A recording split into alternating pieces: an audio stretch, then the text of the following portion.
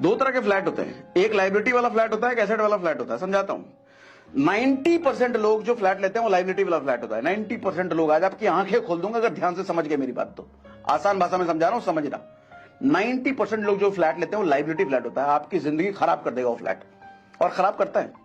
और जब तक आपको एहसास होगा आपके हाथ में कुछ नहीं बचेगा, सारा पैसा जा चुका, बैंक ले जा चुका होगा, पैसा आपका लूट चुका होगा, खसोट खून निचोड़ चुका होगा बैंक आपका पैसा।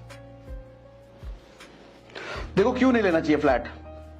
लाइबिलिटी परेशान करने वाला फ्लैट होता है। देखो फ्लैट में जनरली लोग 20 साल की ईएमआई वाला लोन लेते हैं, यानी कि आपका अपना फ्लैट होगा वो 20 साल बाद, तब तक तो बैंक का है। जब तक वो फ्लैट आपका होगा उसकी कंस्ट्रक्शन क्वालिटी पुरानी हो चुकी होगी, उसका डिजाइन पुराना हो चुका होगा, यानी कि 20 साल बाद अगर आप उस फ्लैट को बेचने जाओ, सर बिकेगा नहीं। क्यों? आज के टाइम में दिल्ली एनसीआर के पास एक एरिया है इंदिरापुरम। इंदिरापुरम में सर 20 साल पुराने फ्लैट्स हैं, जाकर के देखोगे ना वहां रहने का मन नहीं करेगा। क्यों? बिल्डिंग जर्जर हो चुकी है एक तो वो, प्लस हॉल का डिजाइन ऐसा है, रूम का डिजाइन अलग है, बैल्कनी का डिजाइन ऐसा है, पसंद ही नहीं आएगा। और आज के टाइम पे जो फ्लैट्स बन रहे हैं वो पसंद आएगा आपको। इसका मतलब जो आज के टाइम पे जो फ्लैट्स बन रहे हैं जिस डिजाइन के, सर 20 साल बाद क्या वही डिजाइन चलेगा? नहीं। अच्छा, आप तोड़वा भी नहीं सकते उसको, परमिशन नहीं है। ऊपर वाला गली आएगा, नीचे वाला गली आएगा, ये क्या हल्ला करो, कुछ कर नहीं सकता, वैसे रखना पड़ेगा। प्लस फ्लैट्स की डिमांड कभी कम नहीं होगी। फ्लैट्स की सप्लाई हमेशा ज्यादा रहेगी लोगों की नीड से, हमेशा। और जिस चीज की सप्लाई हमेशा ज्यादा रहेगी सर उसकी सिर्फ वैल्यू नहीं होती। सर जमीन लिमिटेड है, बिल्डिंगें लिमिटेड नहीं है। सर आज के छोटे शहरों में भी बिल्डिंगें बननी शुरू हो गई हैं। लोग खरीदने वाले हमेशा ही कम रहेंगे, फ्लैट्स ज्यादा बनते रहेंगे, बिल्डर बनाता रहेगा। तो इसलिए आपको बेचने में ना हमेशा दिक्कत आएगी। फ्लैट अगर आप अपने फ्लैट को 10 साल 12 साल बाद बेचने जाओ, हमेशा दिक्कत आएगी, नहीं बेच पाओगे सर, क्या पता लॉस में बेचना पड़े। इसलिए फ्लैट का डील अच्छा नहीं है, फ्लैट लेना ही नहीं चाहिए। अच्छा, कौन सा फ्लैट लेना चाहिए वो भी बताऊंगा। आगे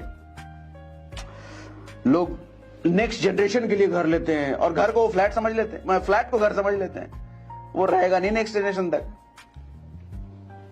और एक सबसे बड़ा ट्रैप जो फ्लैट लेते हैं लोगों नहीं पता होता है, सर अगर आपने 1 करोड़ का फ्लैट लिया है ना, तो 10,000 रुपए 12,000 रुपए मेंटेनेंस उसका लगता है। मेंटेनेंस क्या? स्विमिंग पूल है, जिम है, क्लब है।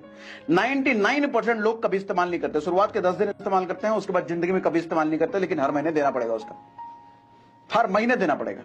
सर 10,000 रुपए महीना अगर एसआईपी में डाल दिया होता ना, सर 31 करोड़ रुपए बन जाते हैं 40 साल बाद। 31 करोड़ रुपए 40 साल बाद एसआईपी 15% के हिसाब से, यानी कि 31 करोड़ रुपए वो ना यूज करने वाले क्लब में फूका, जो ना यूज करने वाले स्विमिंग पूल में फूस दिया, ना यूज करने वाले जिम में फूका आपने।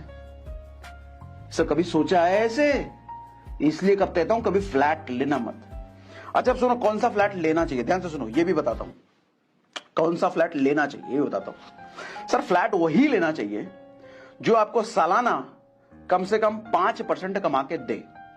समझाता हूं। मान लो 1 करोड़ रुपए का आपने फ्लैट लिया, मान लो 1 करोड़ रुपए का फ्लैट है आपका, तो 5% सालाना उस फ्लैट से आपकी कमाई होनी चाहिए। आपको कि 5% सालाना बहुत कम है, इन्फ्लेशन ही 7% है, फिर 5% क्या? सर फ्लैट में 5% इनफ इसलिए है क्योंकि फ्लैट में आप रह रहे होगे या फिर रेंट पे लगा रखा हो, वो यूज हो रहा है।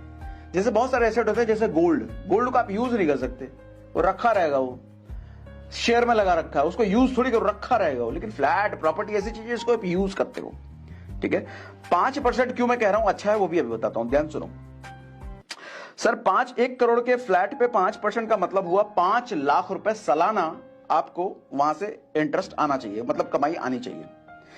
यानी कि महीने का अगर देखो तो 40,000 रुपए मंथली आपको वहां से रेंट आना चाहिए। 1 करोड़ के फ्लैट का अगर 40,000 रुपए मंथली रेंट आ रहा है, यानी कि वो अच्छी डील है, अच्छा फ्लैट है, अच्छी इन्वेस्टमेंट, ऐसा लेना चाहिए। 20 साल में आपकी प्रॉपर्टी हो जाएगी बिल्कुल फ्री। 40,000 रुपए महीना अगर रेंट आ रहा है तो 20 साल में आपका आपने जितना दिया है उतना आपको मिल गया रेंट से। 20 साल बाद फिर प्रॉफिट ही प्रॉफिट है।